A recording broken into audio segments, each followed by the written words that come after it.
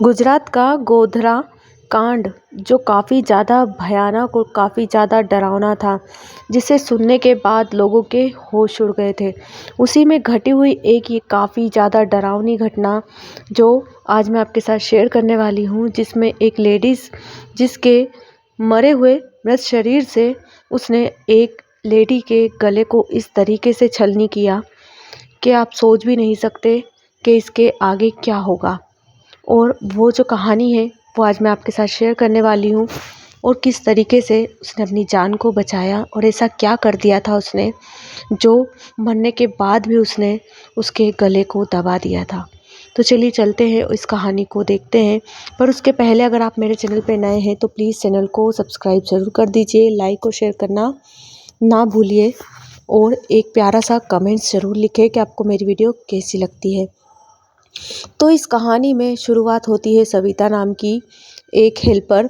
जो ये कांड हुआ था उसमें आपको पता होगा कि लाखों लोगों की जान गई थी, हज़ारों लोगों की बॉडी सड़क पे कचरे की तरह पड़ी हुई थी। लोग नहीं जान पा रहे थे कि किसका शरीर कौन सा है और किस तरीके से जला हुआ है।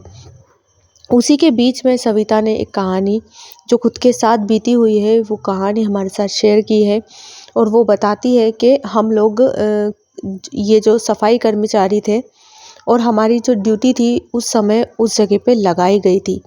अब हम लोगों को समझ नहीं आ रहा था कि कहाँ से ये कहानी को शुरू करें, पर जो कहानी मेरे साथ बीती है वो कहानी मैंने आपके साथ शेयर की है।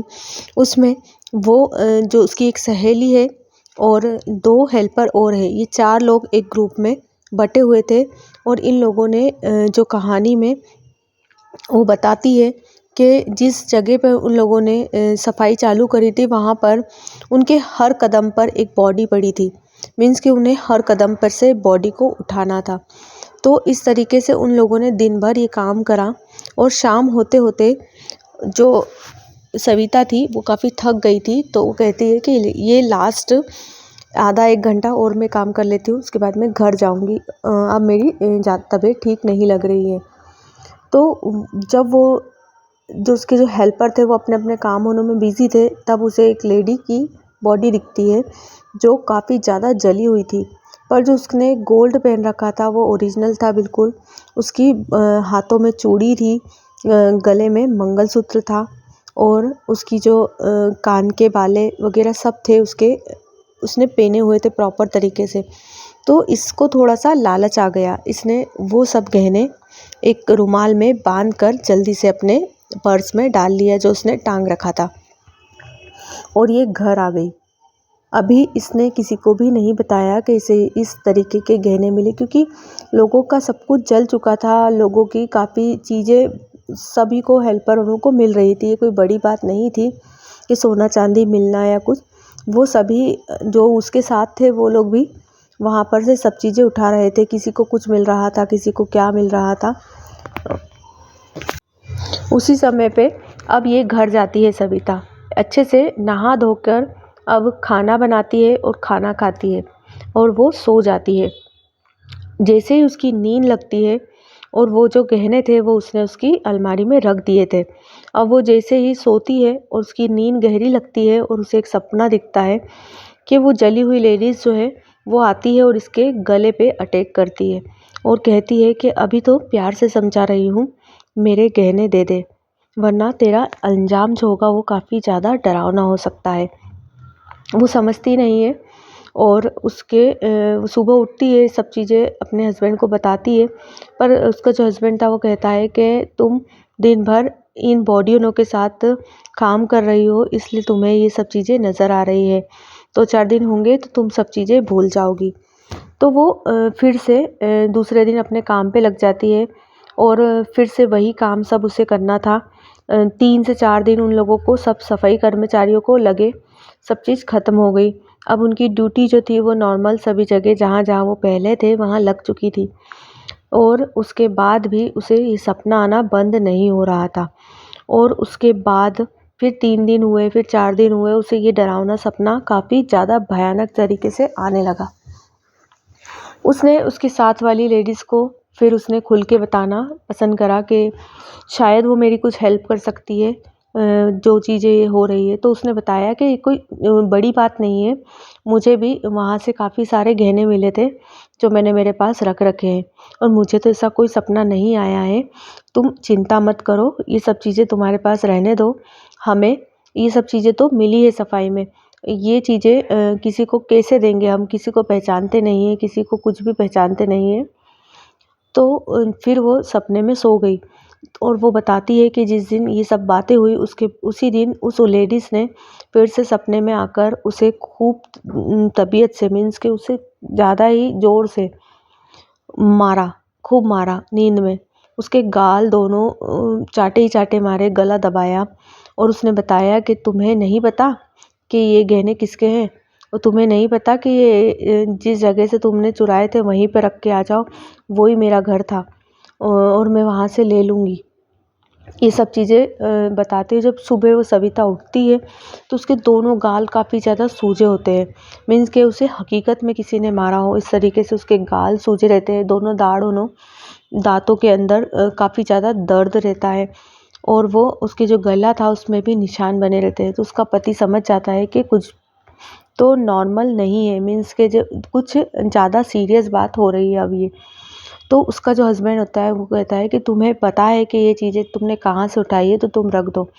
तो सविता के साथ जो उसकी एक फ्रेंड थी जो हेल्पर थी, वो उसे बार बार लालच दे देती है और वो मन बना लेती है कि पूरी ज़िंदगी कमाऊंगी तब भी नहीं बना पाऊंगी, ये सब चीज़ें तो चलती रहेगी और उसका मन बदल जाता है। अब फिर से वही दूसरा दिन होता है और उसकी रात होती है। अब वो सोने के लिए जाती है, अब उसे कोई सपना नहीं आता है, उसे हकीकत में ये चीज़ें दिखती है और वो लेडी उसे साक्षात सजीवर दिखती है, जली हुई पूरी और जली हुई दिखती है और उसके गले को अटैक करती है, गले को दबाकर कहती है कि तुम्हें समझ नहीं आ रहा था इतने दिन से, मैं तुम्हें सपने में बता रही थी, अब हकीकत में। और उसका गला इतनी ज़ोर से दबाती है कि वो दीवार से ऊपर टच हो जाती है। उसके बाद वो इतनी ज़्यादा बीमार हो जाती है कि करीबन 1 महीने तक वो मीन्स के घर में ही बिल्कुल गुमसुम पड़ी रहती है। उसे बुखार उतरने का नाम नहीं ले रहा था क्योंकि अभी तक तो वो सपने में ही देख रही थी, पर उसने ओरिजिनल हकीकत में उसे घर में देख लिया था। और वो कहती है कि तू अगर ये गहने मेरी जगह पे नहीं रख के आई तो अब तुझे मैं अपने साथ ले जाऊंगी। तो उस सदमे में वो काफ़ी बीमार हो जाती है। बीमार होती है तो करीबन 1 महीना तक वो किसी से बात नहीं करती। उसके पति को भी समझ नहीं आता कि ऐसा कुछ ये बता भी नहीं रही है और क्या हो रहा है इसके साथ, मुझे कुछ भी समझ नहीं आ रहा है।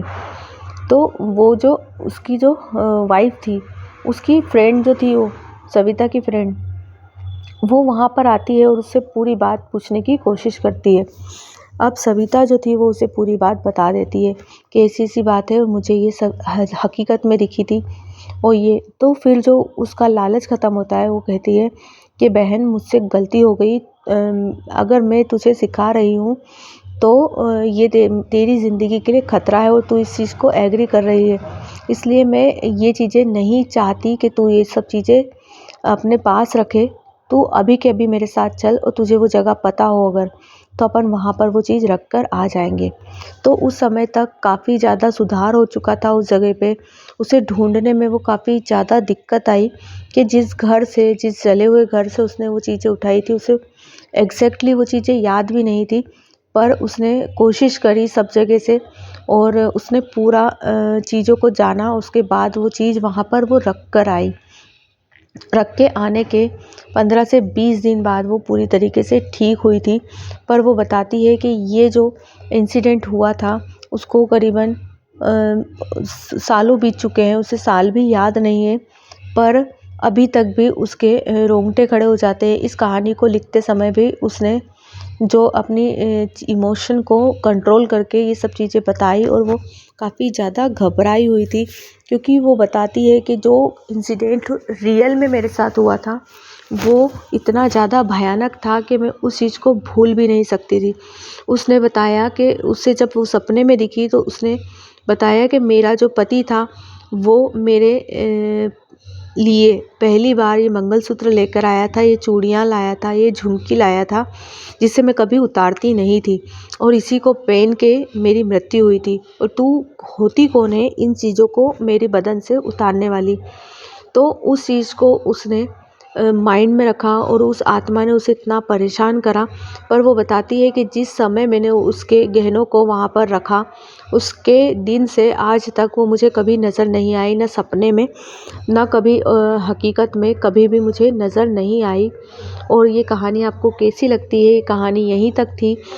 उम्मीद है कि आपको मेरी कहानी अच्छी लगती होगी, तो प्लीज़ लाइक और शेयर करना ना भूलिए।